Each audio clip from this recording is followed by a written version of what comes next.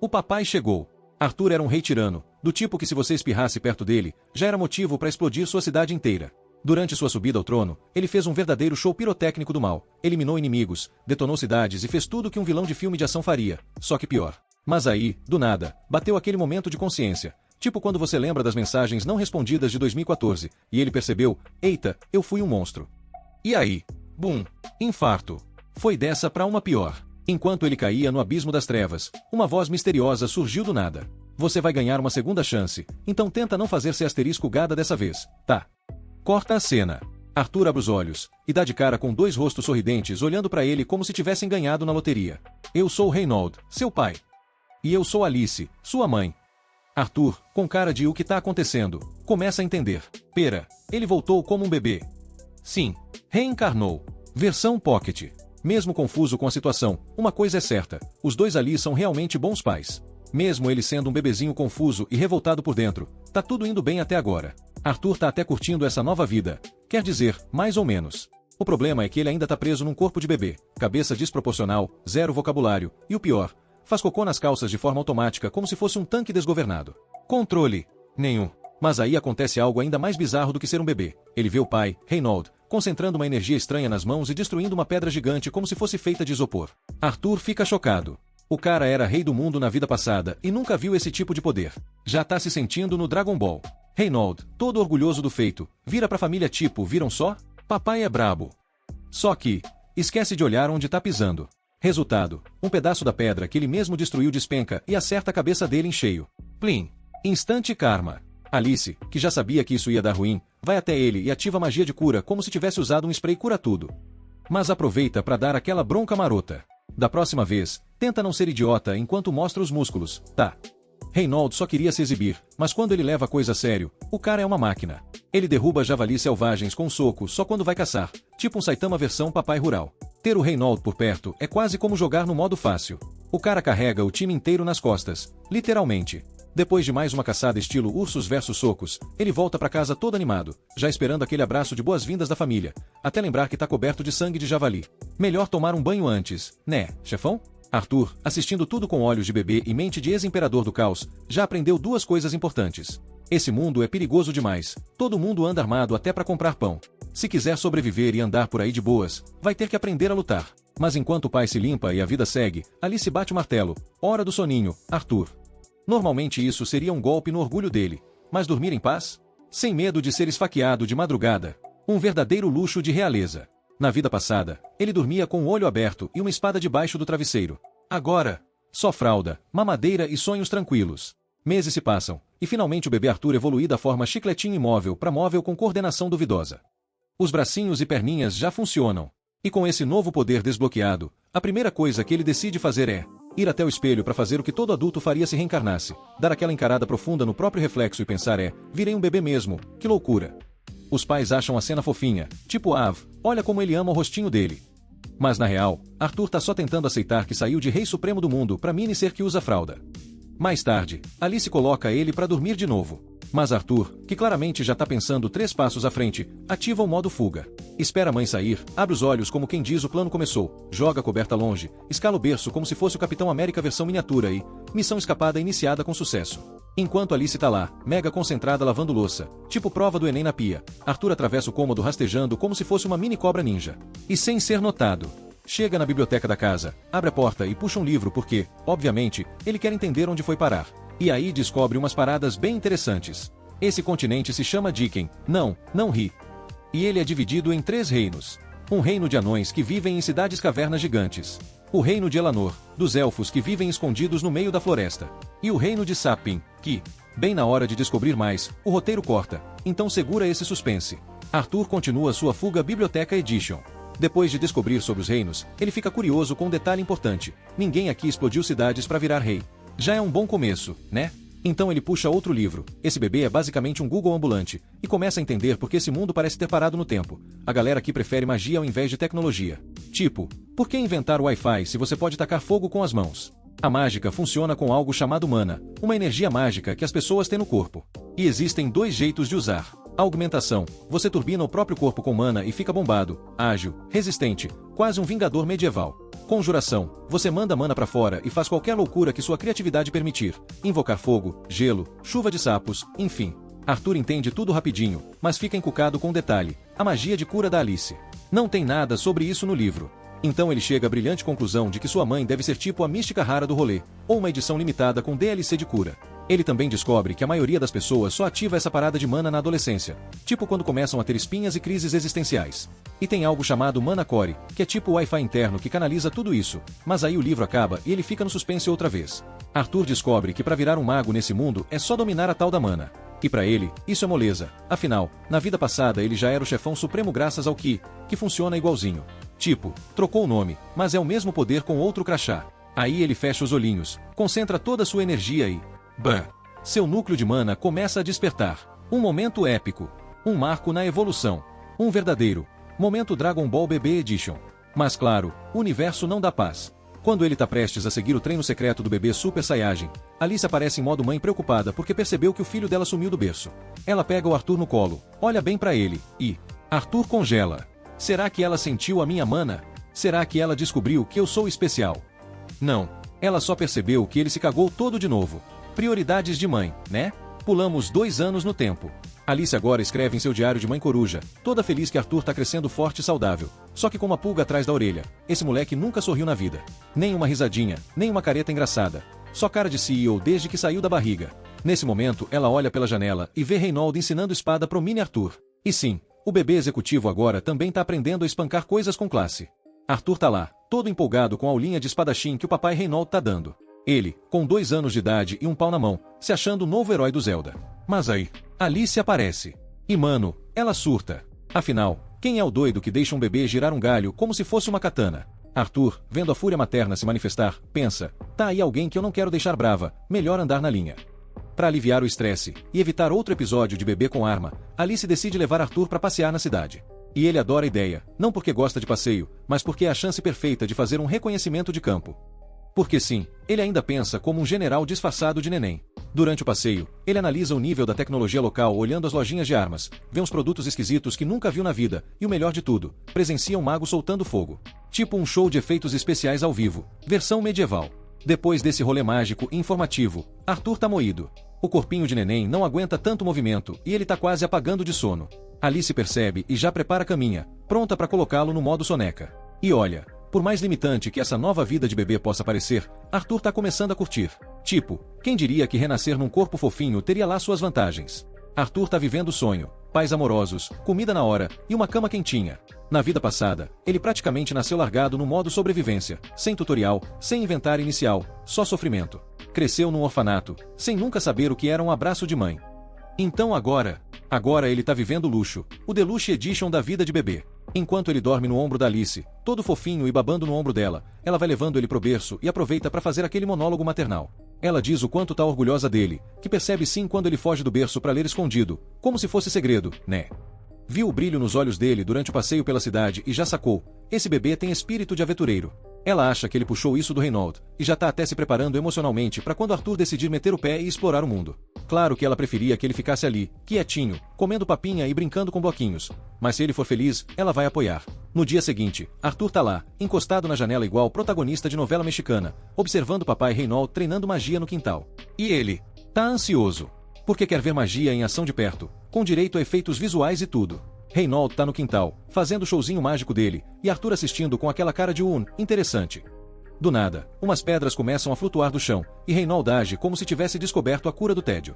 Mas sejamos honestos, aquilo ali parecia mais um truque de mágica de festa infantil do que feitiçaria séria. A real é que o pai do Arthur não manja nada de invocação, o forte dele é mesmo dar porrada turbinada com magia, tipo um lutador bombado com energia mística. Arthur, vendo aquilo, se sente motivado. Se até meu pai consegue fazer aquilo, imagina o que eu consigo. Ele ia começar a treinar quando, do nada, chega a vilã do sono, a Alice. Hora da sonequinha, campeão. E ele tipo, agora não, mãe. Como ele ainda não sabe falar, o que sobra? Reclamar. Enquanto passam pela estante de livros, ele começa a fazer o clássico choro teatral. Mas agora ele tem uma nova arma secreta, o biquinho. Isso mesmo, Arthur desbloqueou a habilidade lendária do charme de bebê, e usa isso com maestria. Alice até tenta resistir, mas não aguenta. O menino é muito fofo. Resultado, ela deixa ele pegar o livrinho e seguir o baile. A sós, Arthur vai praticar sua magia na miúda. E ó, em 2 anos ele já evoluiu mais que muito adulto por aí. Arthur já estava ficando craque na manipulação de mana. Juntando fragmentos de energia aqui e ali, ele conseguiu formar um núcleo mágico dentro de si. Era difícil pra caramba. Com certeza. Mas o moleque é teimoso, ou determinado, depende do ponto de vista. Agora ele estava quase pronto para lançar sua primeira magia. Quase. Só que o Arthur subestimou o poderzinho dele. E sem querer, explodiu a casa toda. Colisão. Alice e Reinhold estavam do lado de fora e só ouviram o cabum. A explosão foi tão forte que até fritou as costas do Reinhold, estilo frango na air fryer. Mas os dois sobreviveram, com o coração na boca, porque lembraram de uma coisinha básica. O bebê estava dentro da casa. Desesperados, eles entram correndo para ver se o mini-mago sobreviveu ao apocalipse doméstico. Chegando na biblioteca, o que eles encontram? Arthur de pé, pleno, com carinha de ué, como se nada tivesse acontecido. Sim, ele foi o causador da explosão.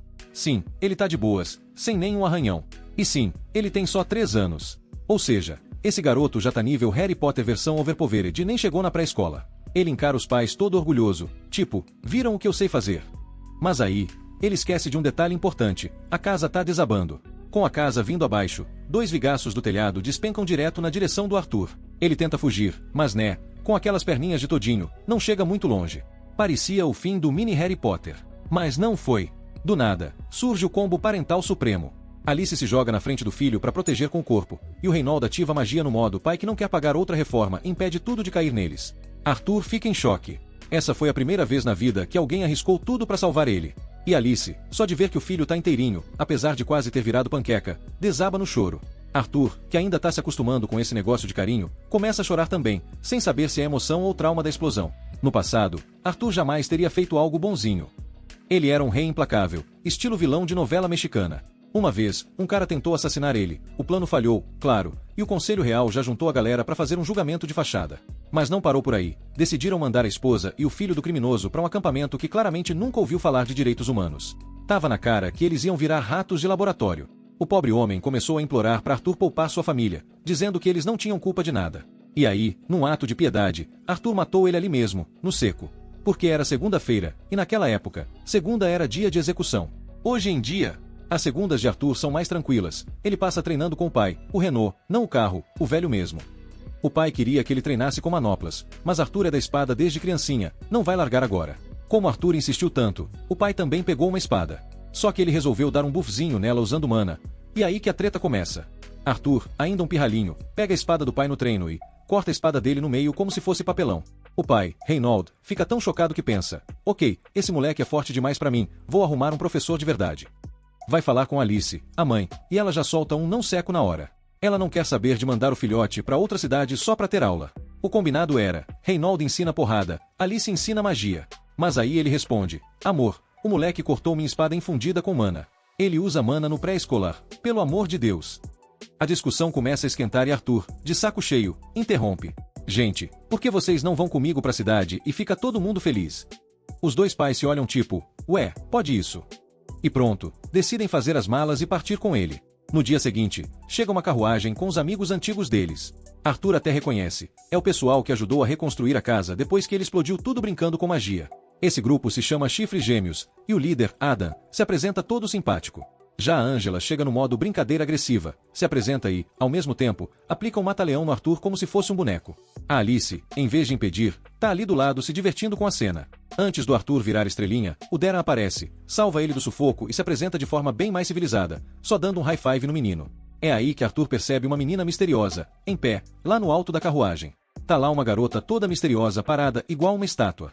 Claramente tentando forçar um momento dramático, porque, sinceramente, ninguém tem motivo para estar ali em cima. O pessoal avisa que o nome dela é Jasmine, a ninja silenciosa da galera. E para fechar o grupo dos Chifres Gêmeos, temos Ellen, arqueira com cara de quem nunca erra um tiro. Com as apresentações feitas, a galera entra nas carroças e começa a jornada. No caminho, a Alice pergunta pro Arthur se ele tá animado para a primeira grande viagem dele. Por fora ele responde sim, mãe, mas por dentro ele tá tipo, mano, isso aqui é muito pré-histórico. Eu pilotava carros voadores no meu outro mundo e agora tô num Uber puxado por cavalo. Depois de passarem o dia inteiro balançando na carroça, eles param para comer. Mas, claro, não pode faltar um pouco de emoção, são atacados por lobos. Só que os lobos são péssimos estrategistas, atacam em linha reta, estilo filme ruim de ação, e são obliterados em segundos pelo grupo de aventureiros. Arthur fica só observando e pensa, legal. Primeira vez vendo pancadaria ao vivo nesse mundo. Quero ser tão forte quanto esses caras rapidinho. Como agora eles têm carne de lobo de sobra, o cardápio da janta tá decidido. Só que sem sal, sem alho, sem nada, vai ser carne grelhada versão sofrimento. Durante o acampamento, Alice percebe que o Reynolds tá com o braço machucado e oferece um cura mágica. Só que Jasmine barra rapidinho e fala, calma aí, curandeira nesse mundo é tipo Pokémon lendário. Se te verem fazendo isso, vão querer te sequestrar. Todo mundo cerca Alice tipo guarda-costas de celebridade, ela cura o maridão e pronto, cada um volta pro que tava fazendo. Mas aí o Adam resolve que quer malhar antes de dormir. E como exercício ele escolhe, lutar com uma criança de 4 anos. Sim, ele chama o Arthur pro 1x1. Parece sacanagem. Parece. Mas ele só quer ver se o moleque é tão poderoso quanto dizem. E o pior, ele já tá com a lança carregada de mana, pronto pro sparring. Arthur, vendo que o Adam tá todo vamos lutar, decide revidar na mesma moeda e também canaliza magia nos pés. Na hora do vapo-vapo, ele dá um teletransporte ninja e aparece do nada atrás do Adam. Era o momento perfeito para brilhar, mas aí vem o maior inimigo de todo herói, o chão escorregadio. Arthur tropeça com seus pés de todinho, perde o equilíbrio e dá um vacilo. Adam aproveita, os dois trocam os tapas, com um nível de animação que parece feito em PowerPoint, até que o Arthur voa igual pipa em dia de vento. O moleque é tão leve que parece uma folha de alface sendo arremessada. Por sorte, a galera o segura antes dele virar purê de criança. Aí todo mundo começa a dar bronca no Adam. Mano, ele tem 4 anos. Mas Adam se defende dizendo que não dava pra pegar leve, porque o Arthur é forte demais pra idade. Ele até desconfia que o Reynolds esteja treinando o menino estilo Capitão América. Spoiler, não tá. O Arthur é só um prodígio reencarnado mesmo. A Jasmine chega do nada e assusta o Arthur, quase fez ele atacar no reflexo, mas só queria elogiar a luta. Tão impressionada que pede. Me ensina esse truque aí dos pés mágicos. Arthur queria guardar esse segredinho de reencarnado ninja pra si, mas a Jasmine olha pra ele com aquela cara de vou te atormentar até você ceder. Resultado, mais cedo ou mais tarde, ele vai ter que ensinar. No dia seguinte, a viagem segue como planejado. Nas pausas, o Adam vira coach de lança e dá umas aulinhas pro Arthur. A Ellen também entra no clima e ensina o básico de arco e flecha. E o moleque pega tudo rapidinho, porque o único armamento que ele manjava na vida passada era espada. Essas aulas são ouro pra ele. Como agradecimento, Arthur decide ensinar seu truque dos pés mágicos pra Jasmine. A técnica envolve canalizar magia mais usar magia do vento pra dar aquele turbo nas passadas. E pra surpresa de ninguém, Jasmine aprende na primeira tentativa. Ela é braba mesmo. Enquanto Arthur tá lá, todo concentrado lendo seu livrinho de magia na carruagem, a Jasmine tá sentada do lado dele. Fazendo o quê? Nada. Só encarando o menino igual fã do BTS em Meet Greer. E não é coincidência, não, ela tá claramente aproveitando qualquer brecha pra ficar perto do Arthur. Tá na cara que o cupido acertou a flecha, e foi no peito da Jasmine.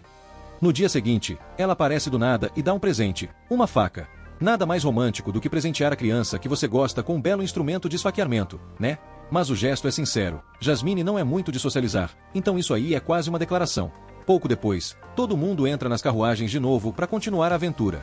Arthur volta a ler seu livro de magias como um bom nerdinho. Até que bum!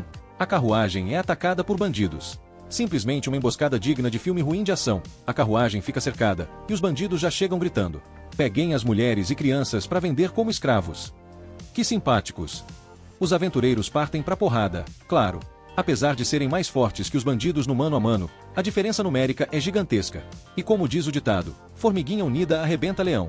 Em meio ao caos, o Reynolds é arremessado de volta para dentro da carruagem pelo chefão dos bandidos. Tá todo estropiado. A Alice, preocupada, quer ir lá curar ele com sua magia, mas o Reynolds manda aquele famoso. Fica longe, mulher. Ele explica que, se os bandidos descobrirem que ela é uma curandeira, ela vai virar alvo número 1. Aí ele pede pro Arthur fugir com Alice, porque surpresa, ela tá grávida. Sim, temos um Baby 2 vindo aí. Arthur não queria fugir, mas entende a missão, proteger a Alice e o Baby é prioridade. Assim que o Reynolds dá o sinal, o mini-mago ativa os feitiços e se prepara para meter o pé com Alice. O chefão dos bandidos manda a galera ir atrás deles, mas o Reynolds, agora no modo Pai Leão com sangue nos olhos, parte pra cima sem dó. Na primeira vez, o chefão conseguiu derrubar ele, mas agora tem família envolvida. E bandido nenhum vai passar fácil por esse tanque humano. Enquanto ele segura o chefão na pancadaria, alguns bandidinhos menores tentam dar a volta e ir atrás do Arthur e da Alice. Enquanto Arthur e Alice tentam dar no pé, os bandidinhos tentam cercar eles, mas Adam e Jasmine estão no modo Naruto em final de temporada e começam a lançar faca como se fossem kunai. Toma-lhe a daga na cara dos bandidos. Eles limpam o caminho igual faxina antes da visita chegar. Arthur tá focado em fugir com Alice, todo responsável. E olha só a ironia, na vida passada, ele era um egoísta nível vilão de novela, e agora tá aí, fugindo desesperado para proteger alguém que ele ama. Depois de alguns minutos correndo, Arthur pensa: ufa, acho que agora tamo safe. Só que né, não. Lá de cima de um penhasco, aparece um bandido miranteiro que usa magia. E ele lança logo um feitiço de vento na direção deles. Arthur nem vê o ataque chegando, quando percebe, já é tarde. Então ele faz o que qualquer protagonista faria, empurra Alice pra longe e toma o ataque sozinho. Herói demais. O problema? O vento empurra Arthur com tanta força que ele sai voando do penhasco. E lembrando, ele ainda tá no corpo de um bebê. Se cair, já era. Mas o mini Arthur não aceita morrer sozinho, não. Ele saca a faca que ganhou da Jasmine, olha ela sendo útil, e lança no mago bandido igual cena de ação dos Vingadores. A faca acerta o cara e o cordão enrola no tornozelo dele, puxando o bandido junto na queda. Os aventureiros até tentam usar magia para salvar o Arthur, mas já era. O menino já virou míssil humano em queda livre. No ar, Arthur aceita o destino. E em vez de desespero, ele sente paz. Isso mesmo, paz. Pela primeira vez, ele entende o sentimento de um pai desesperado protegendo sua família. E mesmo que esteja prestes a virar purê de bebê no chão, ele não se arrepende de nada. Mas claro, ele ainda queria ter vivido mais um pouquinho com eles. Pelo menos para comer um bolinho ou algo assim. Depois de uma queda que faria até um gato repensar a vida, Arthur milagrosamente sai vivo do rio e se arrasta até uma caverna. Só que, surpresa! Lá dentro tem um monstro sinistro esperando por ele. Arthur pensa: boa ideia me esconder aqui? Acho que não, hein? Ele tenta dar uma de ninja e atacar o bicho de surpresa, mas o monstro dá-lhe um tapão no ar, tipo fica na tua, meu consagrado. A criatura fala que não é do mal, só quer ser amigo. Mas né, da última vez que alguém me disse isso, acordei numa van estranha.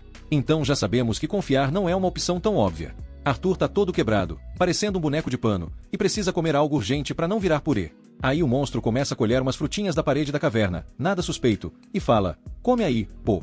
Mas Arthur olha pra fruta e pensa: isso aí parece decor de festa infantil. Quando ele tenta levantar para sair fora, o corpo dele grita não, e ele ouve um crack que claramente não era efeito sonoro do ambiente. Arthur começa a chorar que nem criança quando o Wi-Fi cai. O monstro manda ele parar de drama e lembra que é um milagre ele estar vivo. Aí rola uma chantagem emocional. O monstro só vai responder as perguntas se Arthur comer a frutinha da parede. E adivinha? Arthur morde uma e descobre que o negócio é gostoso, tipo bala Juquinha gourmet. Depois de encher a pança, ele pergunta se o monstro sabe como estão os pais dele. O monstro, que se chama Silvia, sim, nome de tia que faz bolo de fubá, diz que não pode sair da caverna, mas tem uma habilidade estilo Globo Repórter, consegue ver tudo de longe. Silvia cria uma tela mágica e mostra que os pais de Arthur venceram os bandidos. Estão vivíssimos e chutando bundas. Arthur fica todo emocionado, agradece a Silvia e decide que, já que vai ficar preso por aqui, o melhor é fazer amizade com a tia do bolo. Nos dias seguintes, ele só come, dorme e se recupera, estilo férias forçadas com pensão completa. Durante esse tempo, a tia monstro gente boa, também conhecida como Silvia, ficou de olho em Arthur como se ele fosse um tamagotchi de carne e osso. Quando o menino finalmente parou de andar igual um idoso de 97 anos, ele já queria meter o pé e voltar para casa. Mas Silvia jogou um balde de realidade gelada. Arthur, se tu sair sozinho nessa floresta, os monstros e bandidos vão te transformar em lanche da tarde. O lugar estava mais perigoso que fila de Black Friday, então ele não teria chance nenhuma de sobreviver. Mas calma. Silvia disse que tem um truque. Ela pode abrir um portal dimensional. Tipo uma passagem secreta mágica que leva ele para um lugar mais tranquilo. O único problema é que criar esse portal demora mais do que fila do SUS. Então, paciência, campeão. Enquanto espera o Uber interdimensional ficar pronto, Arthur pega um graveto e começa a treinar seus golpes de espadachim de RPG. Passam-se dias, embora ele tenha curtido a vibe com Silvia, ele ainda sabe quase nada sobre ela. Só sabe que ela parece um monstro de filme de terror, tá se escondendo de alguma treta e é gente boa. Depois de brincar de espadinha, Arthur senta numa pedra estilo mestre zen e começa a treinar sua mana. Silvia, de longe, assiste chocada. Como assim um pirralho já tem núcleo de mana? Ela puxa um poder mágico com uma mão só, como quem diz olha e aprende, jovem padawan, e acumula uma quantidade absurda de mana enquanto ainda tá conjurando feitiço. Arthur vê aquilo e pensa, se eu aprender isso, viro Goku em 2 meses. Mas antes de ensinar qualquer coisa, Silvia dá uma lição de moral. Ela pergunta, e aí, garoto, o que vai fazer com esse poder todo? Arthur pensa um pouco, lembra dos bandidos quase acabando com a família e responde, vou destruir qualquer um que encostar em quem eu amo. Resposta errada, meu parceiro. Silvia dá um peteleco tão forte na testa dele que o menino cai pra trás tipo pino de boliche. Ela diz que com essa mentalidade de justiceiro nervosinho, ele não vai aprender nada com ela. Arthur tava confuso. Ele achava super normal querer explodir inimigos no soco. Mas Silvia, que claramente fez terapia em outra vida, não curtia esse papinho de vingança. Pra mostrar que o buraco é mais embaixo, ela aponta o dedo pra testa dele e manda um com esse dedo aqui eu posso ou abrir sua cabeça igual melancia, ou fazer um cafuné. E pergunta, qual você prefere? Arthur, com o instinto de sobrevivência funcionando direitinho, escolhe o cafuné, claro. Silvia então solta braba. É fácil viver na base do ódio e da raiva. Mas, se seguir por esse caminho, sua vida vai virar um ciclo sem fim de sofrimento e treta. E eu não vou deixar você virar um Naruto emo qualquer. Ela pergunta de novo, o que você vai fazer com o poder? Dessa vez Arthur para, pensa nas pessoas que ama, nas risadas, nos bons momentos, e responde, quero proteger quem é importante pra mim.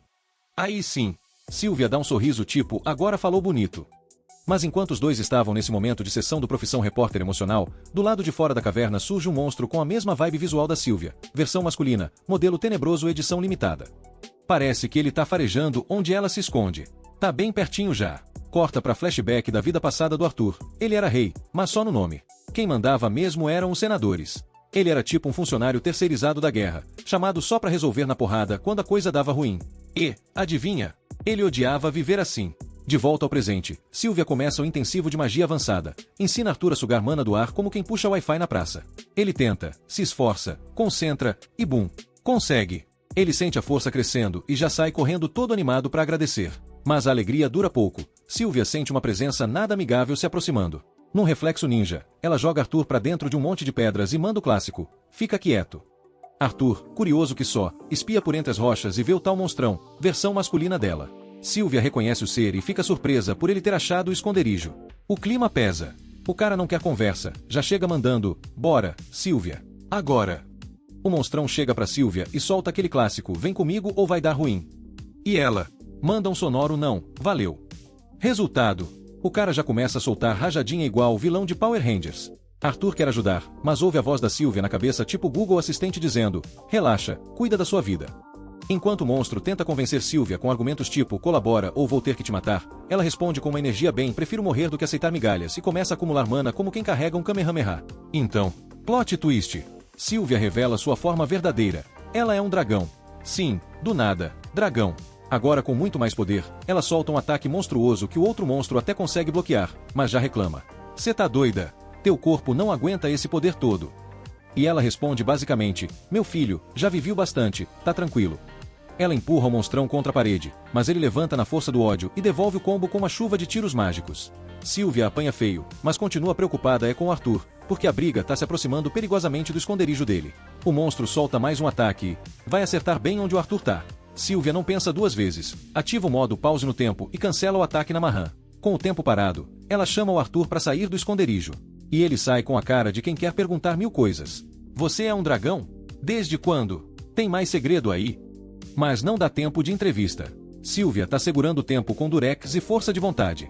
Ela abre um portal dimensional improvisado, mas como o feitiço ficou capenga por causa dos machucados, o portal dá direto pra lugar nenhum, tipo ser jogado no meio do mato sem GPS. Ela queria mandar ele de boas pra casa, mas vai ter que confiar que Arthur se vira. Afinal, ela já ensinou a técnica braba, e acredita que ele consegue sobreviver e encontrar o caminho de volta. Silvia já tá no modo vou pro céu dos dragões, mas antes disso, ela dá mais uma de coach e pergunta pro Arthur. E aí, vai usar esse poderzão todo pra quê, hein? Arthur, sem pensar duas vezes. Só pra proteger minha família, juro. Com essa resposta digna de protagonista de anime, Silvia sorri tipo meu menino cresceu e decide dar uns presentinhos antes de se despedir. Conjura um ovo e uma pena, do nada. Sim, parece um delivery místico. Ela pede pra ele enrolar o ovo com a pena e cuidar como se fosse a última bolacha do pacote. Mas calma que tem mais. Silvia ainda carimba os dois braços do Arthur com tatuagens mágicas. Arthur olha pros braços e solta um oxe, virei integrante de gangue. Mas ela tá sem energia pra explicar. Só manda um. Você vai entender um dia, ou não, né? Então, momento confissão. Silvia admite que podia sim ter mandado Arthur pra casa desde o começo, mas achou o moleque tão gente boa que quis ficar curtindo a companhia dele por mais tempo. Resultado: colocou ele numa furada. Clássico caso de dragão brincalhão dá ruim no final. Arthur fica arrasado. Ele sabe que não pode salvá-la e manda aquele discurso dramático. Você pode ser um dragão, mas pra mim, você é família. E finaliza com: te considero como uma mãe. Silvia, emocionada, responde: mas você já tem uma mãe, meu filho. E ele: então você pode ser minha avó. Silvia trava. Vó. Nunca pensou nisso, mas achou o título chique. Fala de novo. Vovó. Ela derrete por dentro. Mas o momento fofo acaba, porque o tempo tá voltando ao normal e o portal tá se fechando. Silvia dá aquele empurrãozinho básico e Arthur entra com os olhos marejados. No último segundo, ele ainda tenta convencer Silvia a ir junto, mas ela só fecha o portal e manda ele embora. E então, bum! A explosão acerta em cheio. Sylvia cai no chão, detonada, e o vilão fica tipo: será que morreu mesmo? Porque essa aí é dura na queda. O monstrão achou que tinha vencido a batalha porque Sylvia estava caída no chão, parecendo que tinha dormido de olhos abertos. Ele chega todo confiante, tipo: acabou pra você, dragão véia. Só que, surpresa! Sylvia usa o restinho de energia que sobrou do seu modo último episódio de Shonen e solta um ataque que transforma o vilão em churrasquinho instantâneo. Tudo num raio de 1 metro virou poeira. Vapo! Enquanto Arthur ainda está sendo teleportado, ele escuta a voz da Sylvia ecoando no ar tipo espírito motivacional. Lembra do que eu te disse sobre usar seu poder do jeito certo? Arthur lembra, e quase chora. Mas vovó dragão, tô triste aqui. Ela responde com a sabedoria dos anciãos. O mundo é triste mesmo, Niquinho. Vai acontecer coisa ruim, mas é por isso que você tem que mudar ele. Arthur tenta argumentar tipo: mas eu sou só um moleque com poderes de protagonista, não posso mudar o mundo.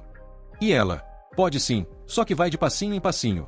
Um dia de cada vez, igual academia. Depois solta a bomba. Ela sabia da vida passada do Arthur, quando ele era um rei.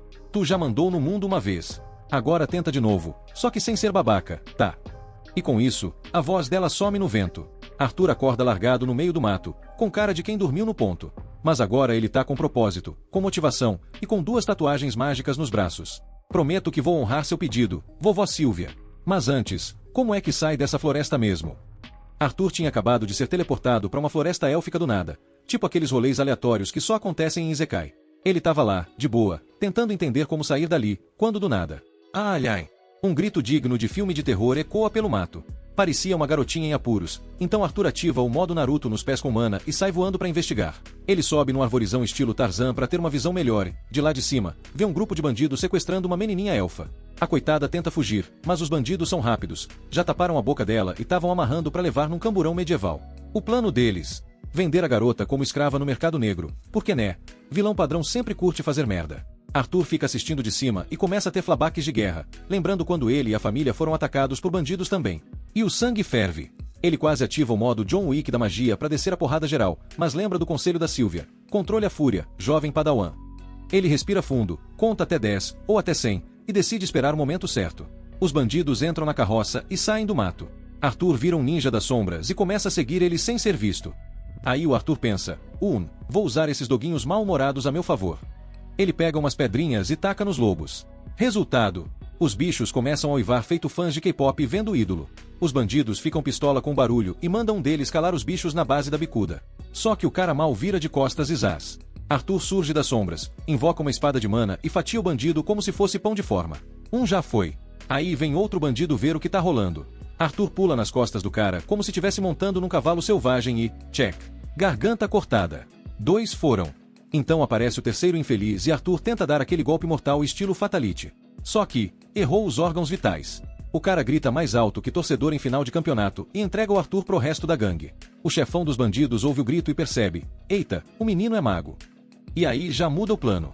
Agora ele não quer mais matar o Arthur, quer capturar e vender ele também, porque mago jovem vale mais que elfo no mercado negro. O maluco começa até a concentrar magia. O chefão dos bandidos parte pra cima do Arthur com um socão de anime, e o Arthur pula pra trás no reflexo, tentando responder com um chutão. Mas o bandido dá um esquiva no estilo Matrix. Então Arthur joga a faca tipo Naruto no jutsu da surpresa, e é nesse momento que Arthur aproveita e crava a faca no crânio do cara. Chefão eliminado. Aí ele só precisa terminar o serviço e ir buscar o outro bandido ferido que ficou de escanteio. Chegando na carroça, encontra a menina ainda vendada, sem entender nada. Arthur tira a venda e manda aquele papo tranquilizador: fica tranquila, mocinha, eu resolvi a treta toda. A menina se apresenta como Tessia, e quando vê sangue na mão do Arthur já entra em modo pânico, achando que ele tá ferido. Arthur percebe que deixar uma criança ver um monte de cadáver espalhado pode não ser a melhor ideia educativa. Então manda espera aqui rapidinho e vai cobrir os defuntos com uma lona, como se estivesse escondendo bagunça antes da visita da avó. Tessia pergunta: o que aconteceu com os bandidos? E Arthur, com o maior jeitinho do mundo, solta: eles escorregaram e caíram. Num acidente coletivo. Coisas que acontecem. Ela não questiona mais nada, e Arthur pega os pertences dela da carroça, já se preparando para ir embora. Mas Tessia agarra o braço dele e solta aquele pedido dramático de novela: não me deixa sozinha, por favor. Tessia tá tão desesperada para não ser largada sozinha que diz que pode acabar comida por fantasmas de árvore, ou algo assim.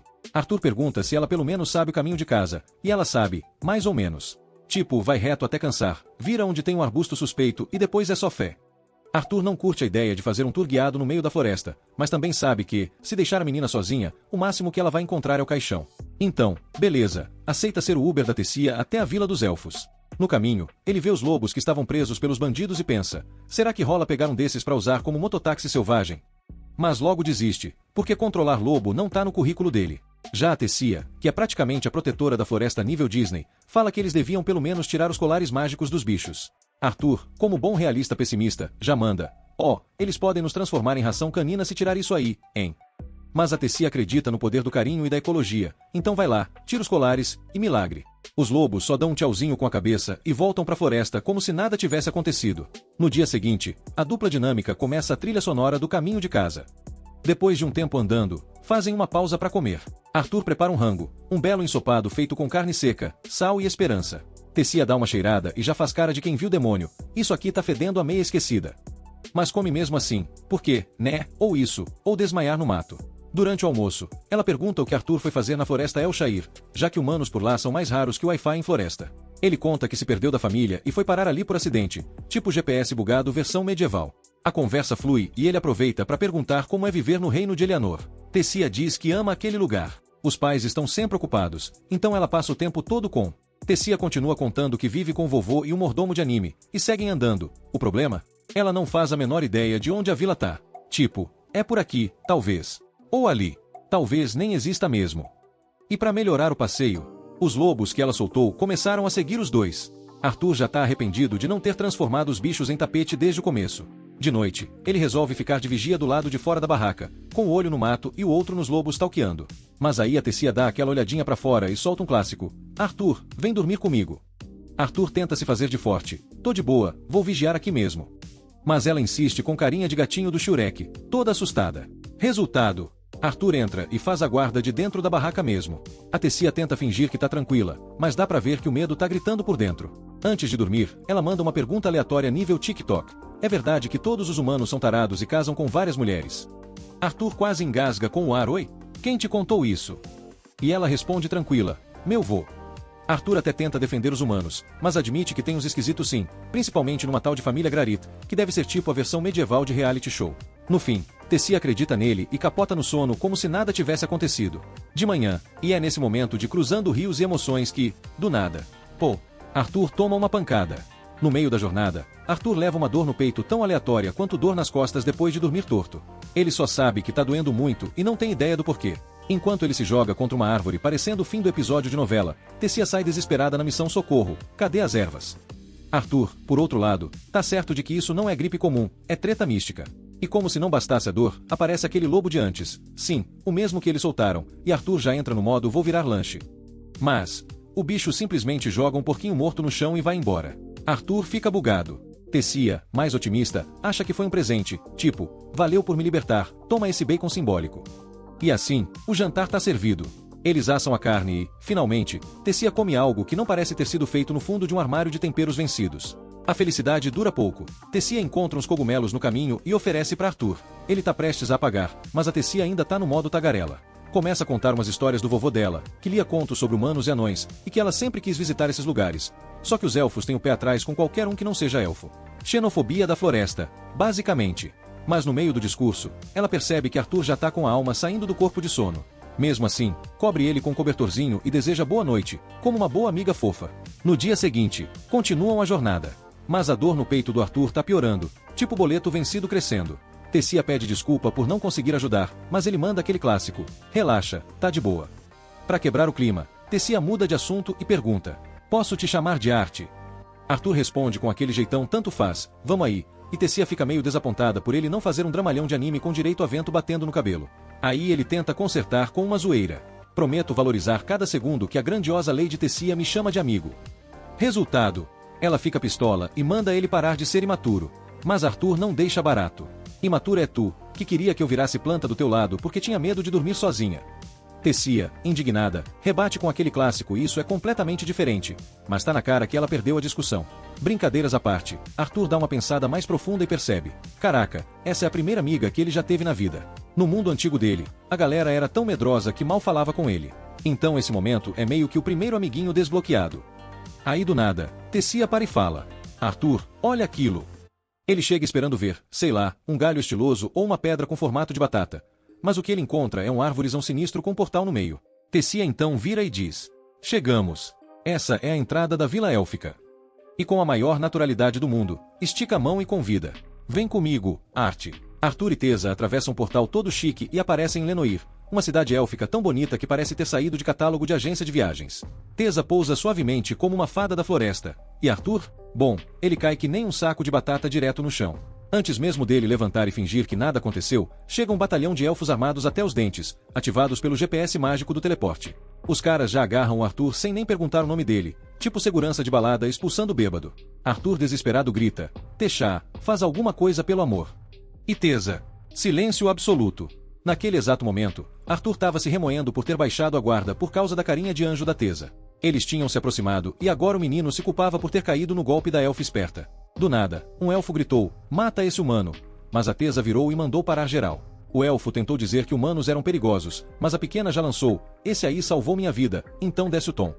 Mesmo assim, acusaram Arthur de ter feito uma lavagem cerebral na garota. Foi então que surgiu um velhinho de dentro de um portal mágico, o Virian, avô da Tessa, ex-rei de Alenoir e claramente dono de um cabelinho branco cheio de sabedoria. Ele agradeceu o Arthur por ter salvado a neta, que era nada mais nada menos que a princesa de Alenoir. Arthur ficou em choque. A menina nunca tinha falado nada sobre ser da realeza. Logo chegaram os pais da Tessa, de carruagem, apavorados e aliviados. O pai, o rei, ficou possesso ao ver um humano ali e já queria mandar prender o Arthur. Mas o vovô Virian deu o famoso baixem as armas e explicou que, mesmo sendo um bárbaro, Arthur tinha salvado a princesa. A menina confirmou tudinho e ainda pediu que levassem o garoto pro castelo. O rei engoliu seco, porque chamar humano pro palácio era tipo um crime de estado, mas Tessa, com o coração do tamanho de um dragão bonzinho, ignorou o preconceito e chamou o amigo para jantar. Antes de irem, Virian disse que queria trocar uma ideia com Arthur depois. O menino sentiu que aquele vovô tinha algo mágico. A caminho do castelo, Tessa segurou a mão de Arthur e os dois passaram pelo mercadão construído entre árvores gigantes, com casinhas de madeira que pareciam saídas de um conto de fadas meio doido. Todo mundo olhava torto pro humano, parecia que ele tinha chutado a avó de alguém, o preconceito com humanos era forte ali.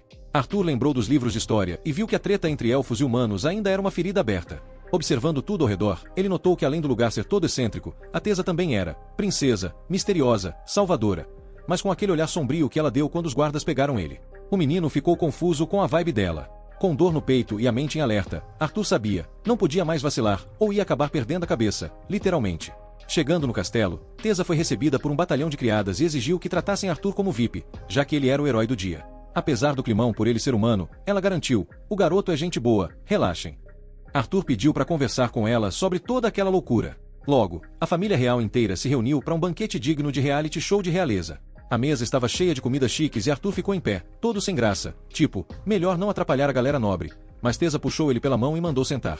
Sentado na ponta da mesa, Arthur se sentia um peixe fora d'água. O rei começou a conversa se apresentando como Aldvin Ilitre, a rainha como Muriel. Arthur, todo humilde, falou: sou Arthur Levin, camponês, nascido num vilarejo pobrinho no reino de Sapen, e é uma honra estar aqui, apesar de quase ter sido decapitado hoje. Ponto. Arthur estava ali, todo humilde, se sentindo peão da realeza, mas já estava começando a ganhar moral. O rei Aldvin elogiou o vocabulário do menino, e Arthur pensou: boa, um ponto para mim. Ele sabia que ninguém ia levá-lo a sério se continuassem tratando ele como um pirralho perdido. Aí veio a fatídica pergunta: o que rolou na floresta? Arthur contou uma versão Netflix original, pulando os detalhes, mas sem mentir descaradamente. Falou que tinha se perdido da família durante um ataque de bandidos e aí conheceu a Tessha. Nesse momento, o clima da mesa azedou. O rei meteu um soco na mesa estilo novela mexicana. Como assim queriam vender minha filha? E ainda deu uma alfinetada. Tá vendo? Humanos são podres. Arthur, todo na diplomacia, rebateu: com todo respeito, Alteza, mau caráter tem em toda espécie. Virian, o vovô mágico, quis saber como um pirralho salvou uma princesa. Arthur jogou na roda que era mago, sim, mago, e que usou seus truques mágicos para meter o pé nos bandidos. Um elfo aleatório, que com certeza queria pagar de esperto, acusou Arthur de ser mentiroso e manipulador. Mas o vovô Virian calou geral e Tessha confirmou tudo, lembrando dos traumas com os traficantes de gente. A mãe dela abraçou a menina como se fosse final de novela das 8. Arthur, vendo que ganhou um pouco da confiança, fez um pedido sincero: queria só voltar para casa. O problema... O rei, que estava meio não confio em humanos, travou. Mas Arthur foi persuasivo: se vocês dizem que humanos são bárbaros, então provem que vocês são melhores. O rei ficou sem palavras e o vovô até deu risadinha interna tipo: toque de mestre. Mas aí veio a bomba: o portal de teleporte para casa só abre a cada 7 anos. E adivinha? Faltam 5. O rei não queria um humano de estimação por tanto tempo, então decidiu: amanhã, soldados vão te escoltar de volta. Arthur até ficou emocionado, por 5 segundos, até a dor no peito voltar, quase fazendo ele cair duro ali mesmo. À noite, deram um quarto bacaninha pra ele, mas no banho ele percebeu que o negócio tava feio. Dor aumentando, desespero subindo. Ele até pensou na Silvia, tipo, socorro, me nota.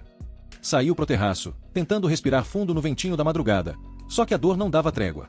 E foi aí, entre uma dor e outra, que ele viu Tesha chegando. Enquanto Arthur via Tesha com os pais dela, bateu aquela bad. Será que meus pais, o Reynolds e a Alice, tão bem? Ele até pensou, meus pais são casca-grossa, devem ter escapado tranquilo, mas no fundo o coração estava apertado. Vendo o carinho da família élfica, ele se perguntou se, um dia, seus pais iam sorrir pra ele daquele jeito, ou se iam dar uma bronca. Tesha percebe que ele tá mais inquieto que o Wi-Fi caindo em dia de jogo, e como Arthur não consegue dormir por causa da dor no peito, decide dar um rolê pelo reino. Adivinha quem aparece? Tesha. E ele já manda. Interrompi o momento mimada da princesa. Ela revira os olhos e manda cortar o deboche. Depois, até pede desculpa pelo pai e os outros terem tratado ele mal. Arthur leva numa boa, dizendo que era só preocupação com ela, e solta outra piada sobre ela aproveitar e se comportar como a princesa mimada que a Tesha quase explode, mas segura o tapa e foca no emocional. Tudo vai voltar ao normal quando ele reencontrar a família. Arthur então abaixa a cabeça, se sentindo culpado por tudo, como se tivesse vindo ao mundo só pra causar treta. Tesha olha pra ele com aquela cara de tá falando besteira e diz que os pais dele devem estar tristes por não poder vê-lo, e que até ela já tá com saudade do menino mesmo ele ainda estando ali. Fofo, né? De repente, o céu se enche de luzes dançantes, um show das abelhas vagalume. Arthur vê a imagem dos pais ali no brilho e começa a questionar quem é que ele estava tentando derrotar esse tempo todo. Soiler, é o trauma, né meu filho? Mas ele ainda não consegue esquecer a cara que a Tesha fez quando ele foi preso pelos soldados. O menino tá claramente em guerra com o passado. Antes que pudesse explicar isso pra Tesha, do nada, um projétil voa quase na cara dos dois. Arthur, no reflexo ninja, pega o troço no ar. E adivinha quem atirou? O vovô Virian, que tava ali só no modo fofoqueiro espiando a conversa. Só que, segundo ele, aquilo era só uma abelha vagalume fake de teste. Arthur abre a mão e era mesmo só uma versão 0,5 do inseto. Virian elogia os reflexos do garoto e diz que agora acredita que a treta com os mercadores de escravos foi real. Arthur já manda na lata. Cê tá me testando, é isso? Tesha, indignada, manda o vô parar de encher o saco, pois Arthur não é daqueles humanos ruins que ele odeia. Virian diz que não queria tirar onda, e do nada invoca uma espada de madeira e joga pro Arthur, afastando a neta com jutsu de levitação. O velho quer duelo. Arthur já assume a pose de guerreiro, parte pra cima com velocidade, mas o velho é tipo um mestre Yoda aposentado, desvia de tudo. Mesmo com mana pra turbinar os movimentos, Arthur mal acompanha o ritmo. Aí o velho erra um golpe e Arthur tenta aproveitar a brecha, mas o homem é liso. Escapa de tudo. E no final, com um golpe digno de filme de samurai, Virian quebra a espada do menino em 1000 pedaços como se fosse palito de picolé. No meio do treino insano, Arthur defende a Tesa no reflexo jogando o cabo da espada quebrada para desviar um pedaço voador. E aí ele pensa, chega, agora é na base da magia. Junta um monte de mana e parte pra cima do velho elfo com tudo. Mas o que acontece? O elfo já tá no modo ultra instinto, desviando de tudo como se fosse nada. Arthur até lembra dos bichos da arena da vida passada, aquela hora que ou você ataca ou já era. Mesmo tomando um contra-ataque que o faz voar, Arthur não desiste, levanta como se nada tivesse acontecido e finalmente consegue acertar o velho Vian. O elfo até se surpreende, mas já manda aquele, beleza, bora pro round 2. Tesha, do lado, já perdeu a paciência e belisca a orelha do avô, para de judiar do menino, véi. E o vovô responde, se eu tivesse pegado leve, quem apanhava era eu. Arthur acha isso tudo meio insano, mas ainda solta, é uma honra ser superestimado assim, senhor. E aí vem a surpresa, Vian convida Arthur para virar aprendiz dele. Arthur fica com aquela cara de, cê tá falando sério, mas o elfo insiste. O problema é que Arthur ainda nem avisou os pais que tá vivo, né? Mas Vian já manda o combo completo. Ele mesmo avisa os pais e ainda oferece o treinamento Full Beast Mode. Arthur até se anima, mas aí a dor no peito volta e a bad trip também. O velho então larga a real. Se tu não treinar comigo, vai morrer, meu chapa. Simples assim. Se inscreve aí, filhote.